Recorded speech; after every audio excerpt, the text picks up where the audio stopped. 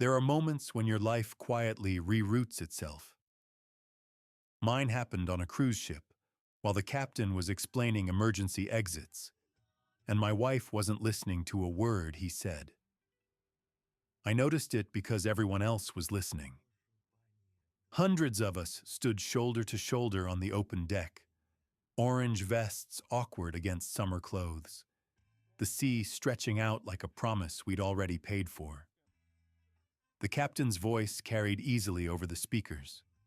Calm, practiced, reassuring. He talked about procedures, about safety, about what to do if something went wrong. My kids fidgeted beside me, bored already, tugging at the straps and whispering complaints. I smiled at them, adjusted a buckle, played my part. My wife stood just ahead of me. She wasn't looking at the water. She wasn't watching the crew demonstrate how to put on the vest. She was looking up, slightly angled, eyes fixed on the balcony above us where the captain stood. And she was smiling.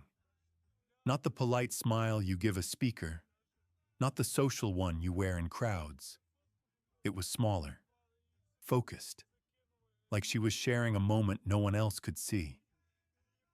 That was the first time I felt it, that faint internal shift, like a compass needle twitching before you understand you've changed direction. I told myself I was imagining things, new environment, vacation nerves, the strange intimacy of being sealed inside a floating city with strangers. People behave differently at sea. This trip mattered to me more than I'd admitted. I'd booked it because our lives had grown narrow, not broken, just compressed. Work bled into evenings.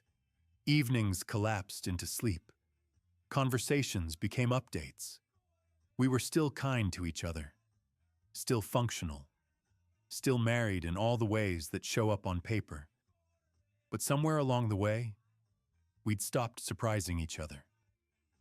I thought a family vacation would help. 7 days with nowhere else to be. No distractions you couldn't physically walk away from. Just us, forced, gently, back into the same rhythm. The first night went exactly as planned. Dinner with the kids, laughter, stories about school and silly arguments about dessert. My wife reached for my hand across the table once, briefly, and I felt relieved in a way that embarrassed me. Afterward, she wanted to walk the deck alone. "Just for a bit," she said. "I need air."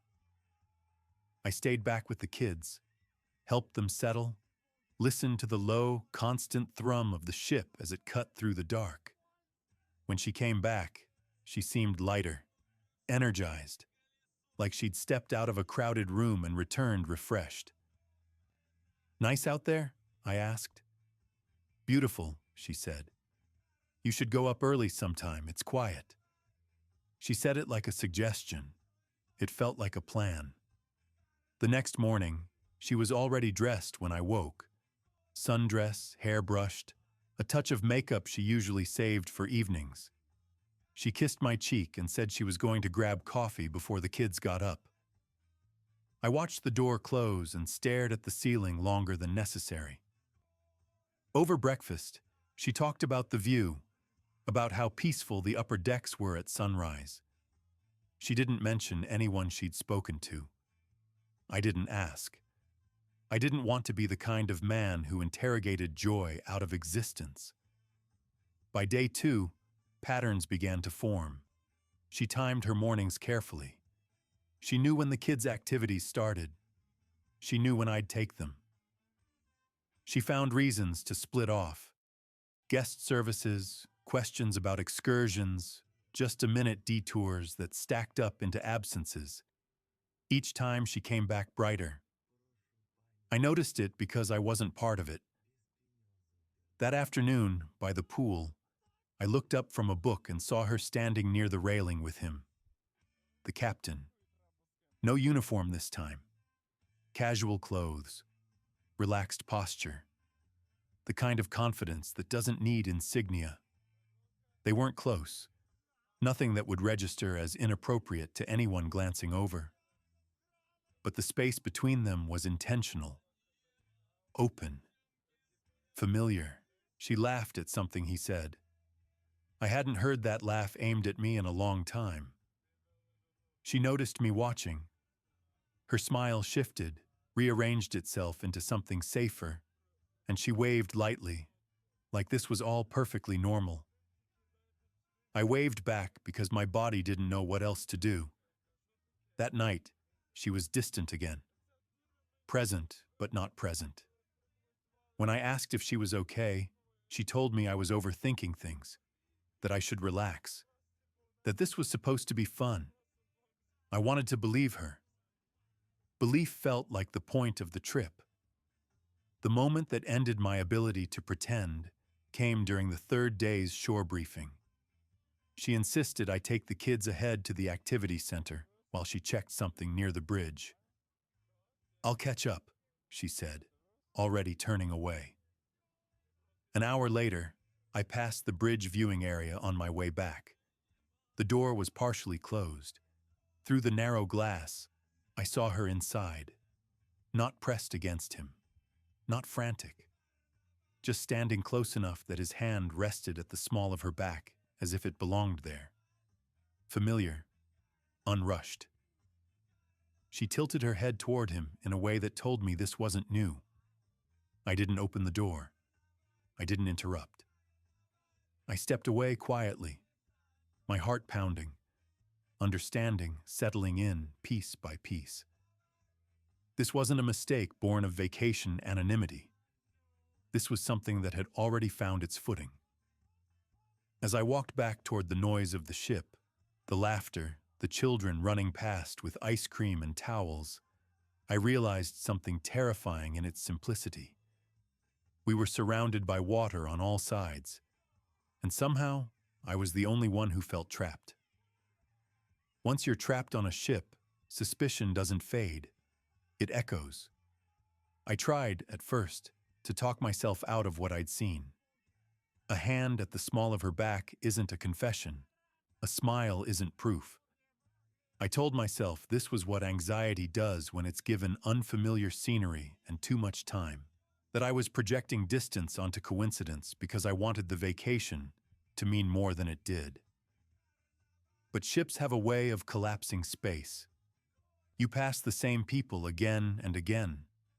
You learn faces without trying. You notice routines because there are only so many paths to walk. And I began noticing theirs. The captain didn't seek her out publicly. That would have been reckless. Instead, their paths crossed at moments that felt engineered, near the bridge viewing area during off hours, by the quieter coffee station when most families were still asleep, at railings with the best view but the fewest onlookers. She always had a reason. He always had time. I started paying attention to what wasn't happening. She no longer asked me to join her on deck. She stopped suggesting things we could do together, opting instead to split up and cover more ground. She volunteered to handle logistics, excursions, reservations, questions for staff, things that conveniently placed her near crew-only corridors and information desks. When I did try to stay close, she subtly redirected. You take the kids to the pool, she'd say. I'll catch up. You deserve a break. I realized then how effective kindness can be when it's used strategically. The kids loved the cruise. That made everything harder. They were sunburned and happy, full of stories about games and shows and the endless novelty of floating somewhere that didn't feel real. I played my role well. I laughed. I listened. I took photos. But every time I looked at my wife, I felt like I was watching someone perform a version of herself that no longer included me as the intended audience. The first time I confronted her, even gently, she deflected with ease. You've been quiet, I said one evening as we leaned against the railing, the sea black and endless below us. She smiled without looking at me. Just tired. Tired of what? She shrugged. Everything. Life. Work. You know. I did know. And that was the problem. Later that night, I woke to find her side of the bed empty. The room was dark, the low hum of the engines constant and indifferent. I checked the time. Just past midnight. I waited. When she returned, she moved quietly, slipping under the covers with care that felt practiced. I pretended to be asleep, heart racing, every sense alert. The next morning, she was cheerful, overcompensating. She brought me coffee without being asked, kissed my cheek in front of the kids, suggested a family photo near the bow. The performance was improving. By the fourth day, I noticed something else. The captain's schedule. I didn't mean to. It happened naturally, the way you learn a neighbor's habits just by living nearby. Morning briefings, afternoon appearances, evening dinners with select guests, and always gaps. Those gaps lined up with her absences. I stopped asking questions and started observing answers. One afternoon, while the kids were occupied at a supervised activity, I followed her at a distance. Not close enough to be obvious. Close enough to see choices. She didn't go to guest services. She went up, toward the bridge. She paused once, checking behind her. Not frantically, not guiltily. Just enough to confirm she was alone.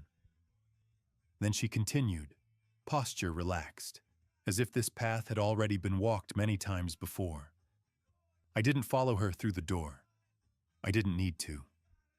Instead, I stood there longer than necessary, staring at the polished metal, the subtle signage that marked where guests were no longer meant to go. I felt something settle in my chest. Not anger yet, but certainty.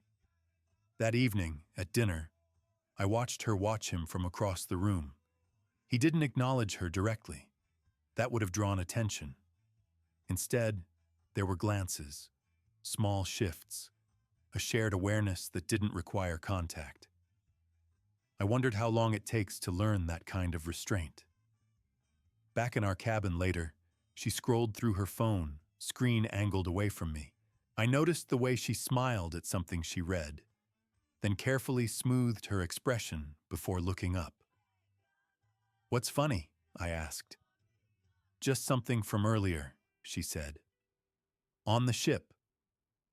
That answer was too vague to challenge and too specific to ignore. I lay awake long after she fell asleep, listening to the water, thinking about how isolation can distort judgment, or clarify it. I wasn't jealous in the way people imagine. I wasn't imagining scenes or outcomes. I was mapping behavior. The next day was formal night. She dressed with unusual care, asking my opinion twice, adjusting small details she'd normally ignore. When we stepped into the corridor, she looked radiant. Distant, but radiant. "You look amazing," I said, and meant it. "Thank you," she replied, distracted, already scanning the crowd. At dinner, she barely ate. After dessert, she excused herself, saying she needed air. She told me not to wait up, to enjoy the show with the kids. I watched her walk away and felt something decisive click into place. I didn't follow immediately. I waited 10 minutes, enough time for whatever meeting she was heading toward to feel safe. Then I stood, smoothed my jacket, and walked, not quickly, not furtively, toward the upper decks. The ship felt different at night, quieter, more intimate. The lighting softer, the pathways less crowded. I passed couples leaning into each other, strangers who would part ways in a few days without consequence. I reached the bridge corridor and slowed. The door was closed this time. No glass panel, no easy confirmation. I stood there, listening, not for voices, but for myself, for what I was willing to know. I didn't open the door. Yet. I walked back instead, heart pounding, realizing something unsettling. I was no longer afraid of what I might find. I was afraid of what it would force me to become. Because once you know for certain, once you see, you can't go back to being the man who pretends the ship is just taking a scenic route. And I could feel that moment approaching. Not loudly, inevitably. I didn't open the door that night, not because I was afraid of what I'd see, but because I understood, suddenly, that whatever was behind it had already crossed a line long before I arrived. I went back to the cabin, helped the kids brush their teeth, listened to their stories about the show, and tucked them in like the world hadn't tilted. My wife came back later than usual. She slipped into the room quietly, shoes in hand, moving with the careful confidence of someone who expected the space to be empty. When she realized I was awake, she paused. "You didn't go to the show?" she asked. I wasn't in the mood.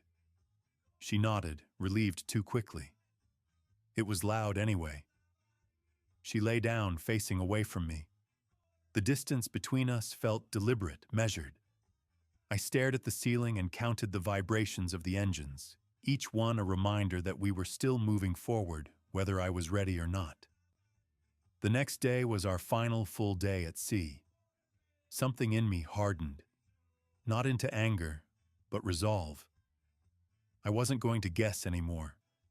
I wasn't going to map behavior and infer meaning. I needed one moment of certainty, not for confrontation, for closure. The opportunity came without effort. After lunch, she suggested I take the kids to the arcade while she checked one last thing before packing. Her tone was casual, practiced, as if this separation had already been approved in some invisible ledger. I said yes. I watched her walk away, posture relaxed, steps confident. She didn't look back. I waited 5 minutes. Then I followed. The ship felt different during the afternoon lull. Families dispersed, hallways quieter, crew moving with purpose, guests drifting without it. I kept my pace steady, neither rushing nor hiding, letting the reality of what I was doing settle into my body. She turned toward the upper levels again, toward the bridge. This time the door wasn't fully closed. It was ajar. I stopped a few steps away, heart hammering.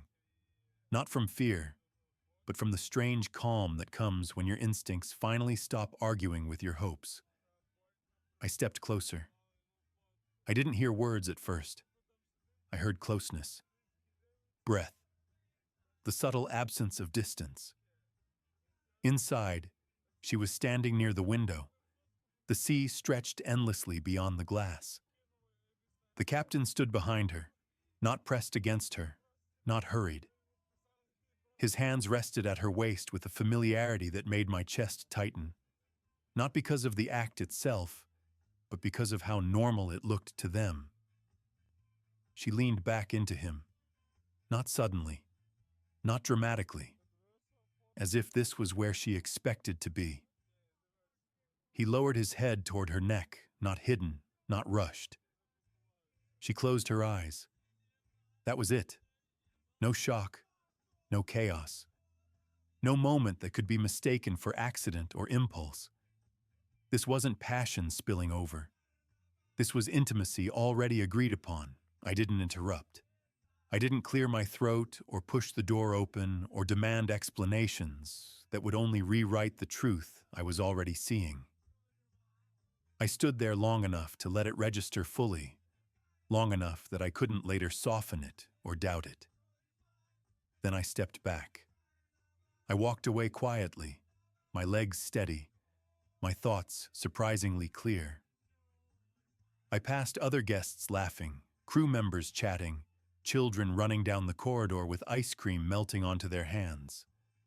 The world hadn't paused for my revelation. Back in the arcade, my kids were exactly where I'd left them, arguing over a game. I joined them, smiled when they looked up, pretended I hadn't just watched my marriage end in a room with a better view than ours. When my wife returned to the cabin later, she was different, not distant, careful. She studied my face like she was searching for damage, for accusation, for any sign that the world had shifted. I gave her nothing. That unsettled her more than anger would have. "Everything okay?" she asked. "Yes," I said.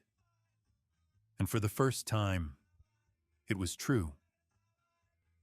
That night, as the ship began its return toward port, I stood alone on the balcony while she slept. The water behind us churned white, the wake stretching long and unmistakable, evidence of where we'd been, even as we moved on.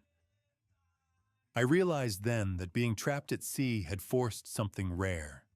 There was no dramatic exit, no immediate consequences, no place to run, just truth, suspended long enough for me to decide what kind of man I would be when we reached land again. And I knew, without anger, without doubt, that whatever came next wouldn't be negotiated in whispers or rearranged schedules.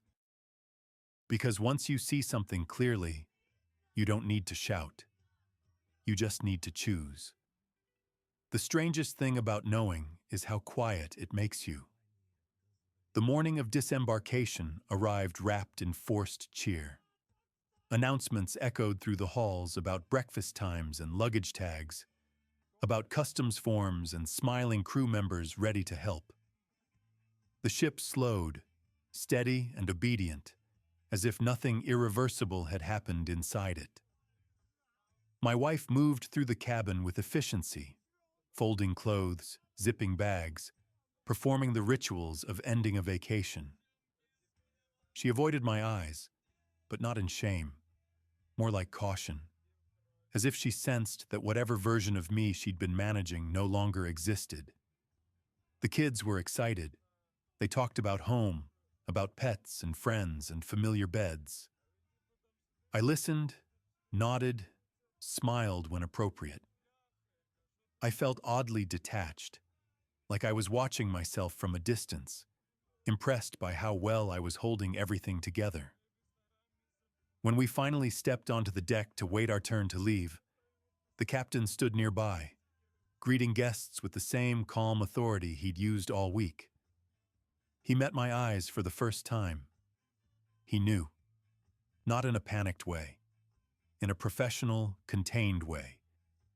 The kind of knowing that assumes discretion will be mutual. My wife noticed the exchange. Her shoulders tensed.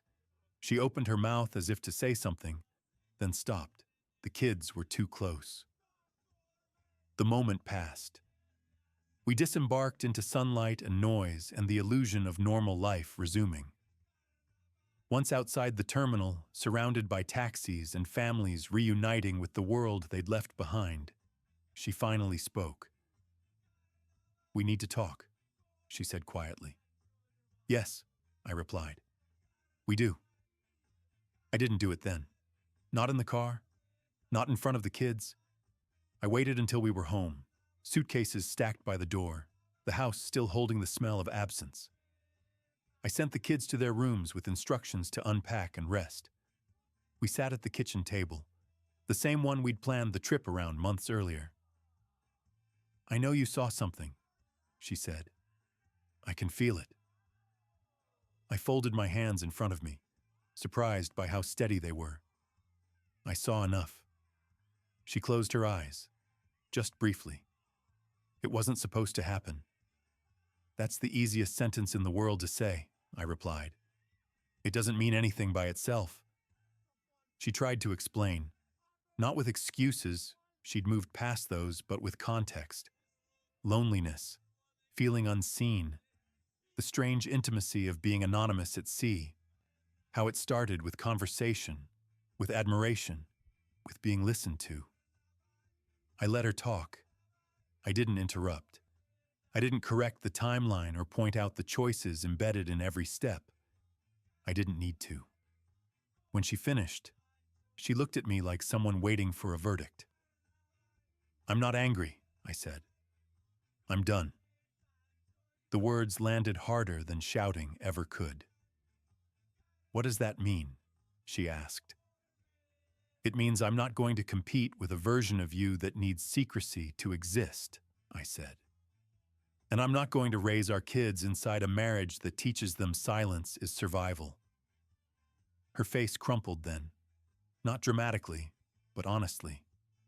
"Please don't do this." I stood up slowly. "I already didn't. You did." I told her what would happen next, calmly, clearly. We would separate. We would be careful with the kids. We would be respectful, but we would not pretend. She asked if there was any chance. Therapy, time, rebuilding. I thought of the bridge, the window, the way she leaned back without hesitation. "No," I said gently, "because I don't want to rebuild something that required me not to exist for it to work." That was the moment she finally understood this wasn't a threat or a negotiation. It was a decision. That night, she packed a bag. The house fell quiet again, but this time it wasn't paused. It was resolved. I stood at the window long after she left, watching the streetlights hum and flicker, thinking about how strange it was that a ship designed to keep people safe had carried me straight into the most dangerous truth of my life. Not that she cheated, but that I'd been shrinking myself to keep the peace, and mistaking that for love. The unexpected part wasn't that we separated. Everyone expects that. What no one expects is what happens after the truth stops echoing. The weeks after she moved out were quieter than I imagined. Not heavy, precise. We told the kids together, carefully, without villains or explanations that would stain their future memories. We said we loved them. We said this wasn't their fault. We said we were still a family, just shaped differently now. They believed us. That surprised me most of all. Life reorganized itself with a strange efficiency. New routines, separate calendars, real ones this time. No hidden edits, no unexplained gaps. I felt lighter, not because I'd won, but because I wasn't bracing anymore. One evening, while sorting paperwork we'd postponed for years, I found the cruise documents tucked into a drawer we rarely used. Luggage tags, the itinerary, a feedback card I'd never filled out. I stared at it longer than necessary. Then I did something I hadn't planned. I wrote. Not a complaint. Not an accusation. I didn't mention names or demand consequences. I wrote about being trapped at sea with a truth you can't escape. About how authority can feel intoxicating when you're drifting. About how silence looks like consent until it doesn't. I thanked the crew for their professionalism, and I mailed it. I didn't expect anything back. Months passed. Spring arrived. The kids adjusted. I started sleeping better, thinking clearer. I stopped replaying the ship in my head. The corridors, the bridge, the glass door that changed everything. Then, one afternoon, a letter arrived. Plain envelope. No return address I recognized. Inside was a short note. Typed. Formal. It said the captain had been reassigned. Not punished. Not publicly exposed. Quietly moved to a training role on land. No access to passengers. No bridge windows. No moments of anonymity disguised as authority. The letter thanked me for my discretion. That should have been the end of it. But the real ending came later, on a random Tuesday of all days. My wife came by to pick up the kids. She looked different. Not broken, not repaired, just honest. As she was leaving, she paused. "I ended it," she said. "With him. It didn't survive real life." I nodded. I figured.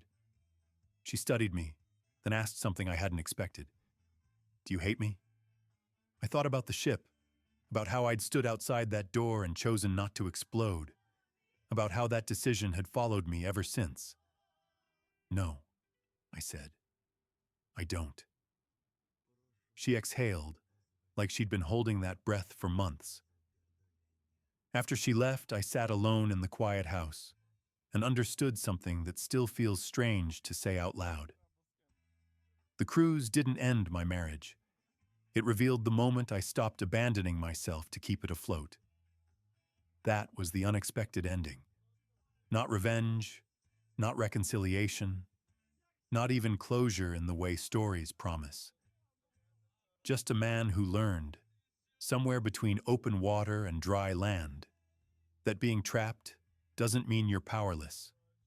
Sometimes, it just means you finally see the direction you need to swim.